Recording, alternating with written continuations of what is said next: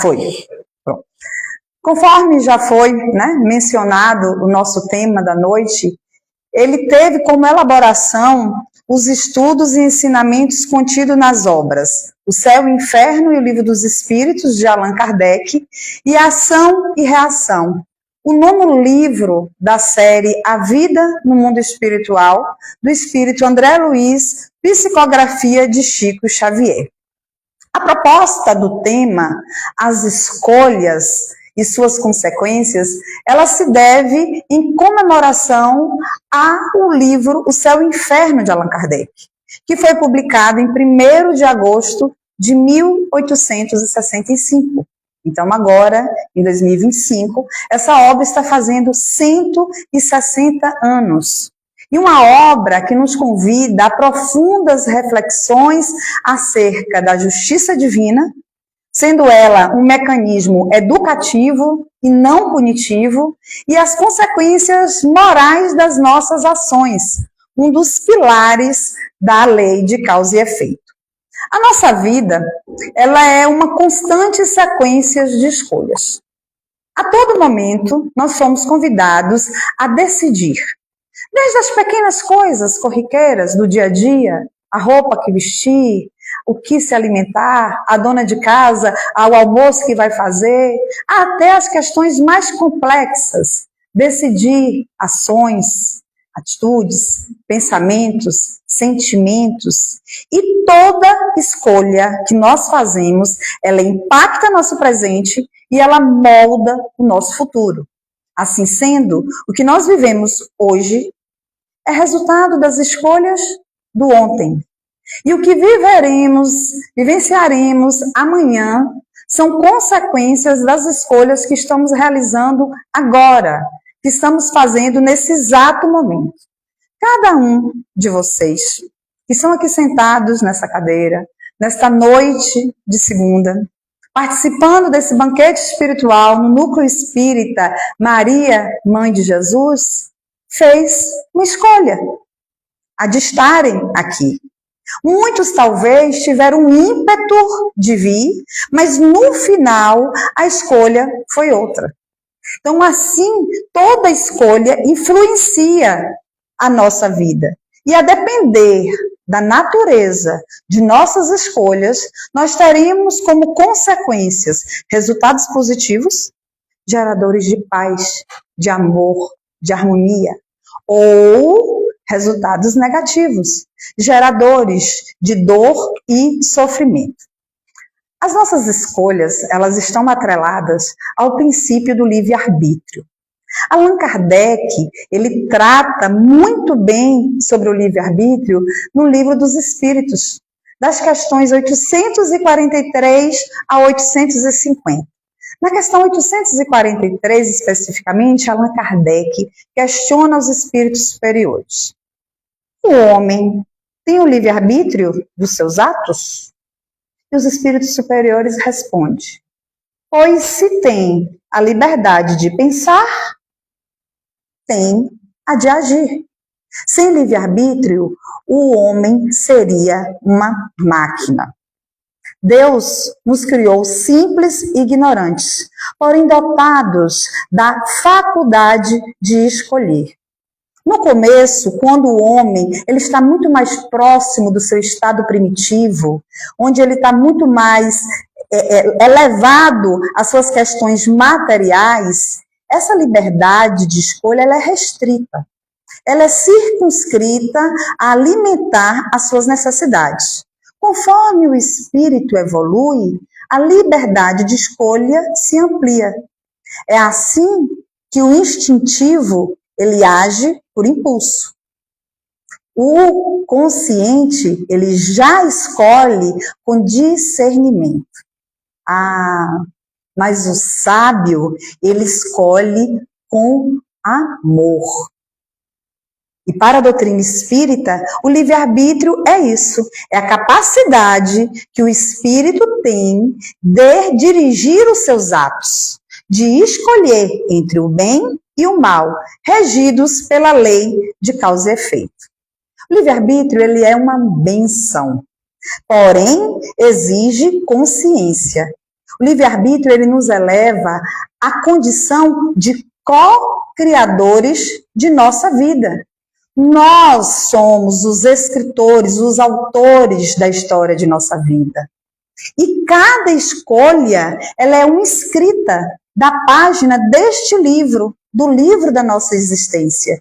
E quem nos diz isso é Emmanuel, utilizando a psicografia de Chico Xavier no livro Fonte Viva.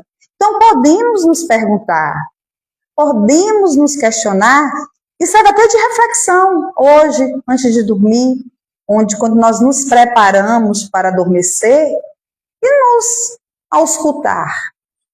As nossas escolhas diárias nos aproximam ou nos distanciam de Deus? Nos aproximam ou nos distanciam dos ensinamentos do Mestre Jesus? Que cores, que letras nós estamos imprimindo no livro da nossa vida a partir das escolhas que fazemos diariamente? Allan Kardec, no livro Céu e Inferno, ele nos diz que o livre-arbítrio do homem é a lei que o torna responsável pelos seus atos e pelo seu futuro. Aqui Kardec deixa explícito, ele deixa claro a nossa responsabilidade diante dos resultados de nossas escolhas. E quanto maior o nosso conhecimento, quanto maior o nosso senso moral, maior é a nossa responsabilidade diante daquilo que nós escolhemos todos os dias. Como nos assegura Jesus, muito será cobrado a quem muito foi dado. Outro ponto importante que Allan Kardec, no livro Céu e Inferno, ele articula com a questão da responsabilidade das nossas escolhas, é sobre vontade e esforço. E ele nos diz que, pela vontade, não há tendência ao vício que não se possa ser vencida. Mas a gente se realiza seguindo uma tendência. E é natural que não façamos esforço para ultrapassá-la.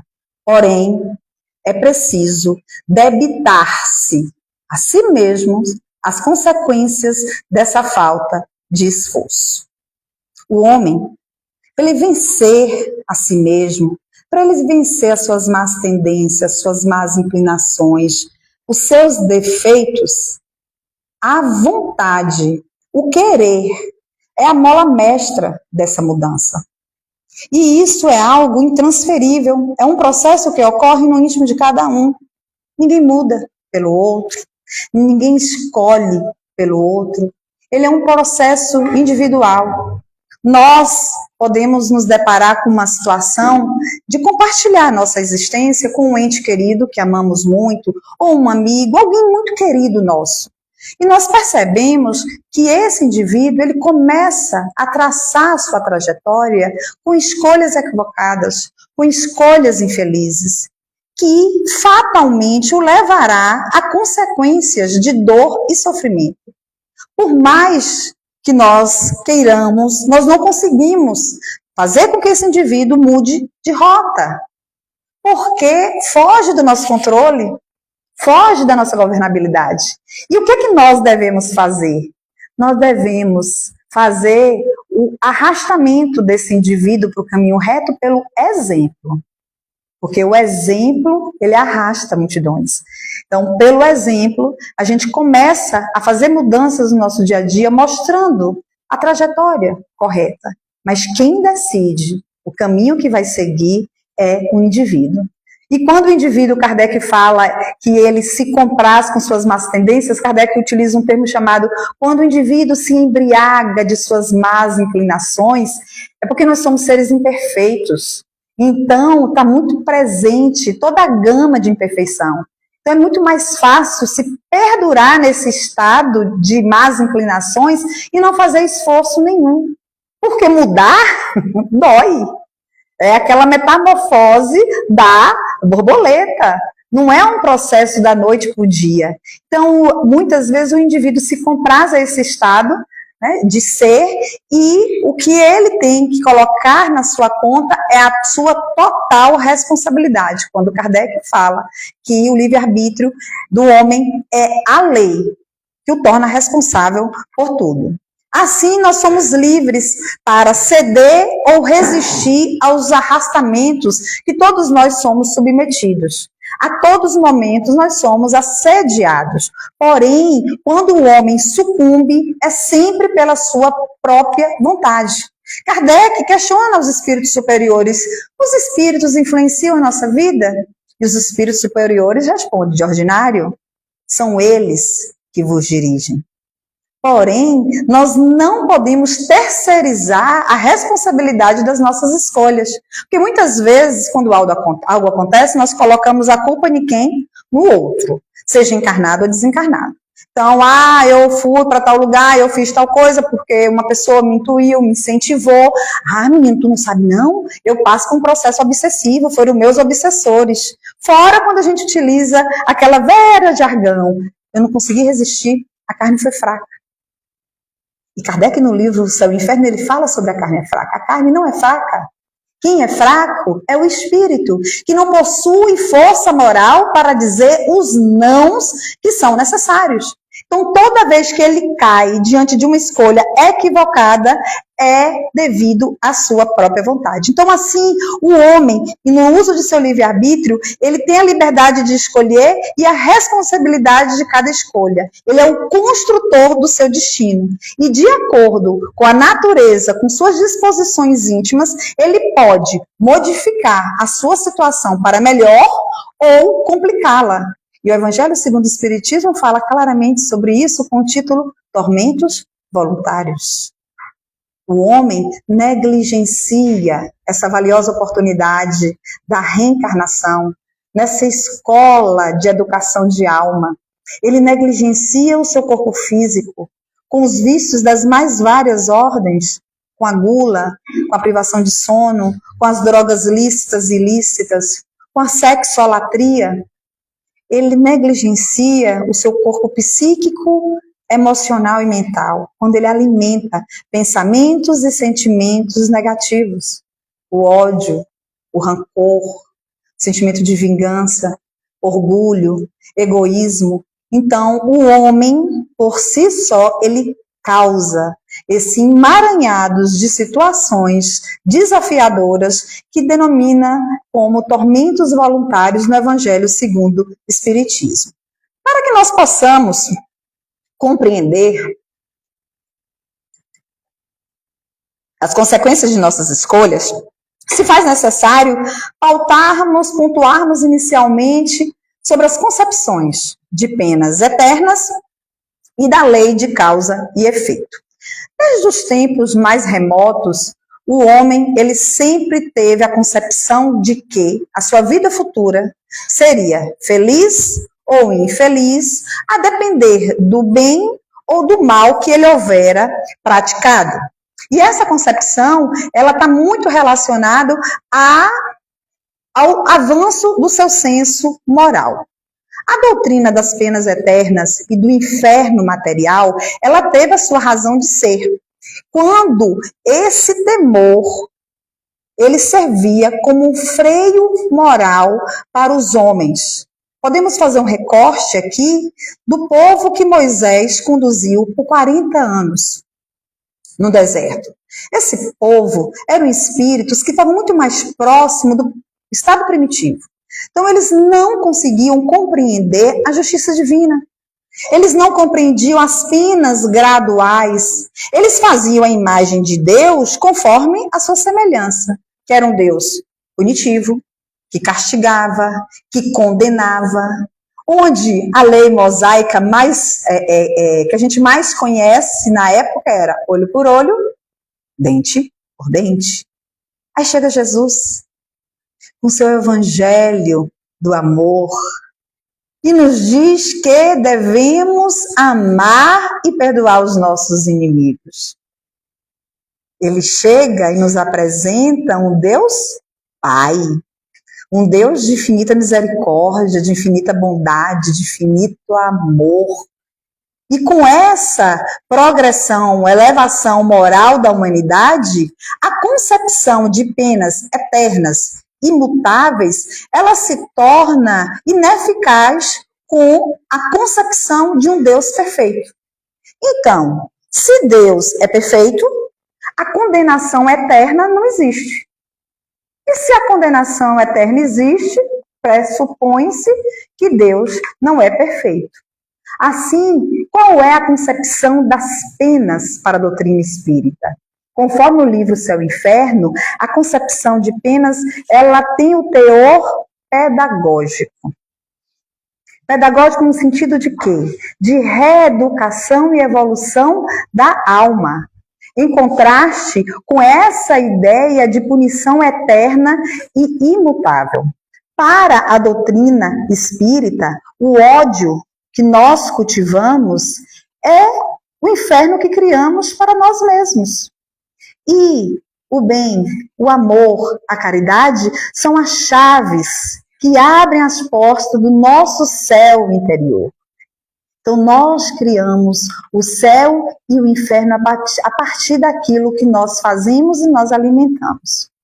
Quando a gente pensa na lei de causa e efeito, se eu fosse perguntar para vocês, dizem para mim uma palavra, uma expressão, uma frase que resume a lei de causa e efeito. Poderemos ter aí 3 perspectivas. Primeiro, semeadura e colheita. Ação e reação. E justiça divina. Emmanuel, no livro Pensamento e Vida, utilizando a psicografia de Chico Xavier, ele nos diz que a semeadura é livre, porém a colheita é obrigatória. Então aqui ele resume o princípio da lei de causa e efeito. Nós somos livres para escolher o que quisermos para semearmos nos ambientes que fomos convidados a estar, com as pessoas que nós nos relacionamos. Mas nós não temos como fugir das consequências dessas escolhas. Nós não temos como fugir da colheita. Então, cada pensamento, cada sentimento, cada palavra, cada ação são sementes que nós todos os dias dispomos no terreno fértil da nossa vida e que em um momento propício ela irá germinar e voltará para nós conforme o plantio, conforme nós plantamos. Se eu aqui agora tivesse com sementes de limoeiro e encontrasse um canteiro ou uma área com uma terra fértil, adubada, e jogasse essas sementes, com certeza eu iria ter um belo pé de limoeiros que me trariam limões. Eu não teria como escolher morangos. É a lei da natureza. E a lei de Deus, ela não discorda da lei da natureza. Então, o princípio da lei de causa e efeito, ela nos revela que cada alma, que cada indivíduo cria na sua consciência os créditos e os débitos, através de suas escolhas, que lhe atrairão situações felizes ou infelizes na sua trajetória evolutiva.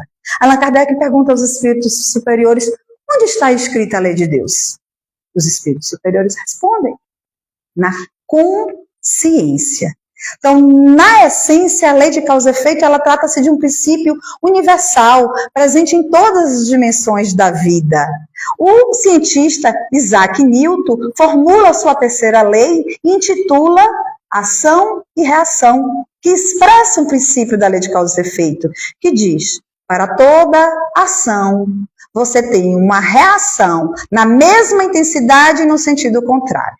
Se eu tenho uma ação perante Thaís, eu vou ter o retorno com a mesma intensidade. Então, ela é uma lei, né, que não foge dos parâmetros da natureza.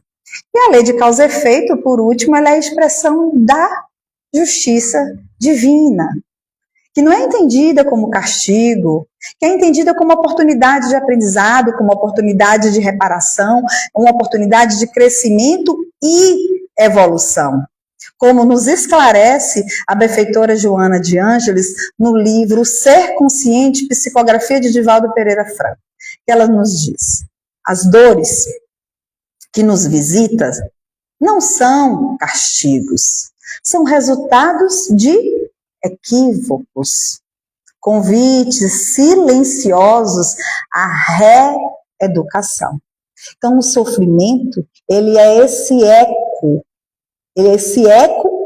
educativo de escolhas que fizemos nessa e em outras vidas. Então, dessa forma, quando a dor surge, ela tem que ser encarada como essa ferramenta, e não como uma punição e como um castigo. Então, nos princípios de causa e efeito, percebemos que a justiça divina, ela é silenciosa e perfeita, que ela impulsiona cada ser, cada indivíduo para a luz, utilizando amor, sabedoria e misericórdia. Jesus, em Marcos, versículo 16, 27, nos diz a cada um segundo as suas obras, deixando claro também, mais uma vez, que cada pessoa responde pelos seus atos, responde pelas suas consequências. Chico Xavier reforça, dizendo que o indivíduo é livre para escolher, mas prisioneiro de suas consequências. As consequências dos nossos atos, eles não se limitam à vida física. As consequências, elas transcendem a morte biológica dessa indumentária que é a casa do espírito. Somos seres espirituais, vivendo uma experiência física temporária. Em cada escolha, pensamento, sentimento, interação um com o outro, nós criamos energia.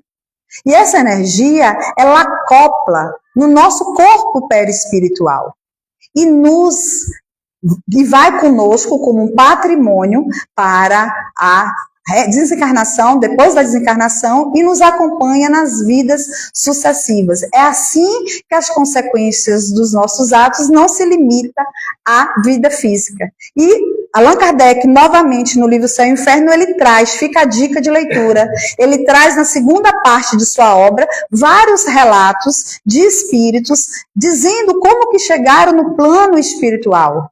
E essa chegada no plano espiritual, ela é um resultado direto de como foi a sua vida enquanto estava no corpo físico. Então, essa situação, quando se encontra em estados infelizes, não é castigo, mas sim consequências do bem ou do mal. O espírito colhe, em qualquer plano, as consequências do seu agir, as consequências da sua escolha. Porém, nesse cenário, a misericórdia divina é infinita diante dos nossos equívocos. Toda falta pode ser corrigida. Toda atitude desequilibrada pode ser transformada em crescimento. Quando não for nesta vida, nessa oportunidade, as portas abençoadas da reencarnação surgem, possibilitando o indivíduo realizar o seu soerguimento moral.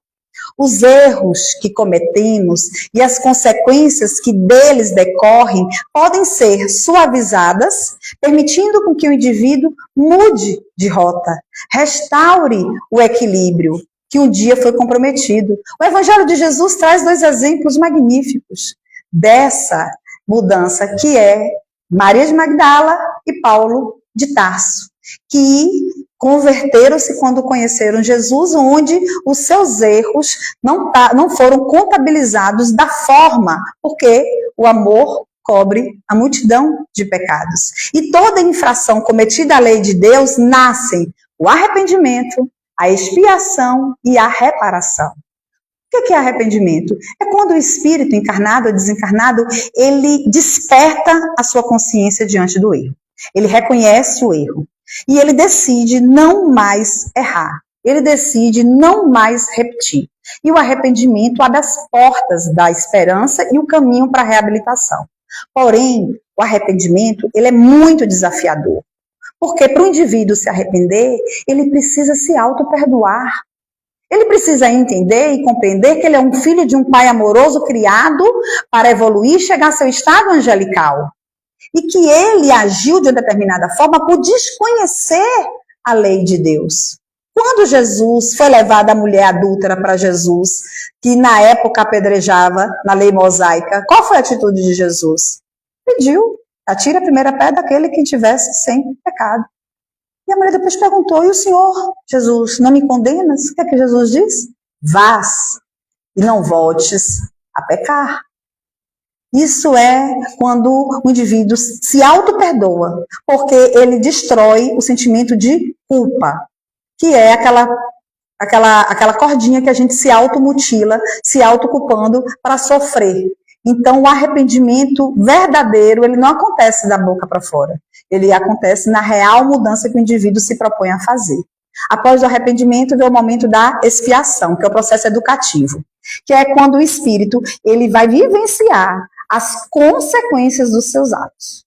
Aí ele tem como ferramenta a dor, que instrui, que amadurece, que faz com que valores e virtudes adormecidas se sobressaiam. Arrependendo, expiando, chegou a hora de reparar. O espírito ele retorna ao convívio daqueles com que ele fez mal. Ele busca fazer o bem naquele ponto que ele errou, reequilibrando a sua consciência e harmonizando com o outro. Então, para atenuar as consequências futuras de nossas faltas, é importante que ainda, nesta vida, enquanto estamos caminhando, enquanto estamos encarnados, busquemos corrigir os nossos defeitos. Passamos a ter um olhar criterioso e amoroso para nós mesmos, para a gente conseguir vislumbrar o que eu preciso mudar, porque a gente só muda aquilo que a gente enxerga, concorda? Eu posso ser orgulhosa, você falar para mim, tu é orgulhosa, Nete. Imagina, a impressão sua. Como é que eu mudo algo que eu não vislumbrei, que eu ainda não enxerguei? Para que a gente saia desse patamar e possamos depois ter consequências favoráveis e satisfatórias. André Luiz, no livro Ação e Reação, ele nos diz que nossos atos, eles tecem asas de libertação ou algemas de cativeiro, para a nossa vitória ou a nossa perda. A ninguém devemos o destino a não ser a nós mesmos. E os nossos atos? Estão sendo asas que liberta ou algemas que aprisiona? Porque André Luiz ele mostra de forma simbólica as consequências de nossas escolhas, que pode ser uma coisa ou outra. Quando nós optamos a mantermos nesse caminho equivocado, serão algemas que nos aprisionam no mundo das sombras. E para que sejam asas de libertação, precisamos ter pensamentos, sentimentos e atos que nos elevem. E Jesus, no seu evangelho, ele nos deu a bússola norteadora, o roteiro seguro. Quando perguntaram para Jesus qual é o maior mandamento, Jesus disse: amarás a teu Deus de todo o teu coração, de toda a tua alma, de todo o entendimento. E ao próximo, como a si mesmo. Porque é no amor que toda lei se resume e se cumpre. Encaminhando para a conclusão de nossas reflexões, eu trago a narrativa de um caso. Saturnino, intitulado O Merecimento. Essa história está presente no livro A Vida Escreve. É um livro que ele é do espírito Hilário Silva e ele é dividido em duas partes. Ele tem uma parte psicografada por Valdo Vieira e outra parte psicografia de Chico Xavier. E para mantermos a fidelidade da obra, eu peço licença para fazer uma leitura contínua do trecho original, que diz o seguinte: Saturnino Pereira era francamente um dos melhores homens, amoroso, excelente pai de família, companheiro dos humildes, a caridade em pessoa. Onde houvesse a dor, ali estava ele para consolar.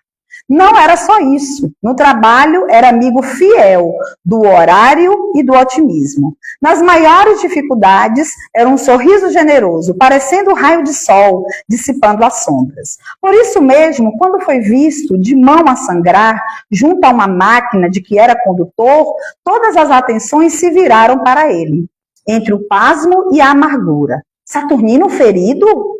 Logo Saturnino, o amigo de todos, seus colegas de fábrica rasgaram as suas peças de roupa a fim de conter, de estancar o sangue que corria de forma como bica de seu braço. O chefe da tecelagem, solícito, conduziu Saturnino a um pronto-socorro. Operação feliz, o cirurgião informou. Felizmente, nosso amigo perderá o polegar. Todo o braço direito está ferido, traumatizado, mas irá ser reconstituído em tempo breve. Longe desse quadro, porém, o caso merecia apontamentos diversos. Por que um desastre desses com um homem tão bom? Murmurava a companheira. Tenho visto tantas mãos criminosas saírem ilesas, até mesmo de aviões projetados ao solo. Justamente Saturnino, que ajuda a todos, vem de ser a vítima, comentava um amigo. Devemos ajudar Saturnino, dizia outros. Mas também não faltou quem dissesse: que adianta religião tão bem observada? Saturnino, espírita convicto, levava a sério seu ideal, vivia para os outros, na caridade era um herói anônimo. E agora, um infortúnio desse tipo? Expressava um colega materialista. À tarde, quando o acidentado apareceu muito pálido, com o braço direito em tipóia, carinho e respeito rodearam por todos os lados. Saturnino agradeceu a generosidade de que for objeto, sorriu resignado, proferiu palavras de agradecimento a Deus, contudo, estava triste. À noite, em companhia de sua esposa, compareceu à reunião mediúnica no centro espírita que o frequentava. Sessão íntima, apenas 10 pessoas habituadas ao trato com sofredores. Consagrado ao serviço da prece, o operário em sua cadeira humilde esperava o encerramento. Quando Macário, o orientador espiritual das tarefas, após traçar diretrizes, dirigiu-se a ele bondoso e disse: Saturnino, meu filho, não se creia desamparado, nem se entregue à tristeza inútil. O pai não deseja o sofrimento dos seus filhos. Todas as dores decretadas pela justiça divina são aliviadas pela divina misericórdia, toda vez que nos apresentamos em condições para o desagravo. Você hoje demonstra indiscutível abatimento. Entretanto, não tem motivos. Quando você se preparava para o mergulho no berço terrestre, para reencarnar, programou a sua excursão terrestre. Excursão de trabalho e de reajuste. Acontece, porém, que você formulou sua própria sentença, fez uma pausa e prosseguiu. Há 80 anos que você está encarnado, antes disso, um bom tempo, mais ou menos uns 200 anos, você era um poderoso sitiante no litoral brasileiro. Certo dia, porque um pobre empregado enfermo não pudesse obedecer às determinações, você, com as próprias mãos, obrigou a triturar o braço direito no engenho rústico. Por muito tempo, no plano espiritual, você andou perturbado, contemplando mentalmente o caldo de cana enrusbecido pelo sangue da vítima, cujos gritos lhe ecoavam no coração. Saturnino, isso foi por muito, mas por muito tempo. E continuou. E você implorou uma existência humilde em que viesse a perder no trabalho o braço mais útil. Mas você, meu caro amigo, desde a primeira mocidade, ao conhecer a doutrina espírita, tem os pés no caminho do bem, em função do teu próximo. Você tem trabalhado, esmerando-se no dever. Não estamos aqui para elogiar, porque você continua lutando e lutando. E o plantio disso ou daquilo só pode ser avaliado no momento da colheita. Sei, porém, que hoje, por débito legítimo, você poderia ter perdido totalmente o seu braço. Mas perdeu só o seu polegar.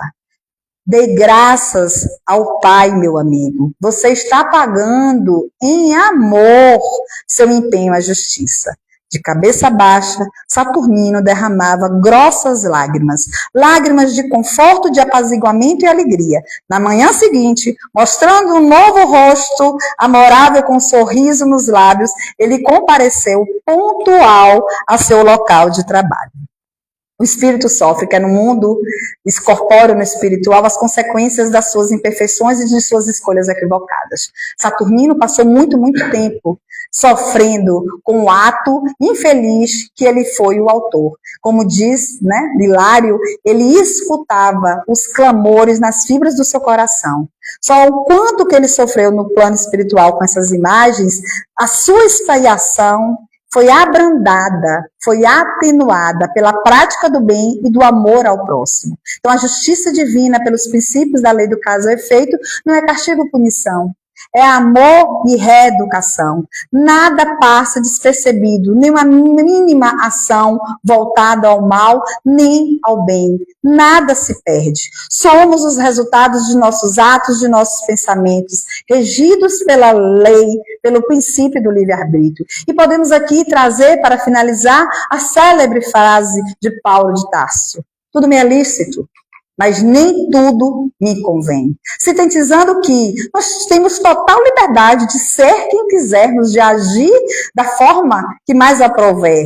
Tange o que é lícito, mas não convém, devido à responsabilidade moral, pois a liberdade sem a consciência implica em equívocos infelizes, cabendo ao homem prolongar ou atenuar o seu estado de sofrimento.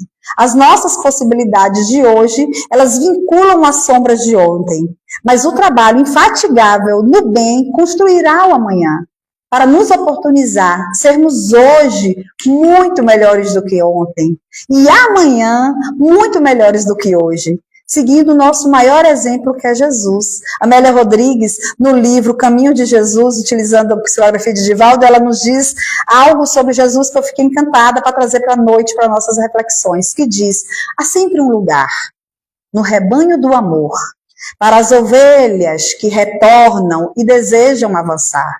Onde quer que vás, estarei contigo. A luz da verdade no artoste do bem brilhará à frente, conduzindo-te ao caminho. Se faz necessário nos autoperdoarmos, romper as algemas que nos prende à culpa, dos nossos erros, dos nossos equívocos.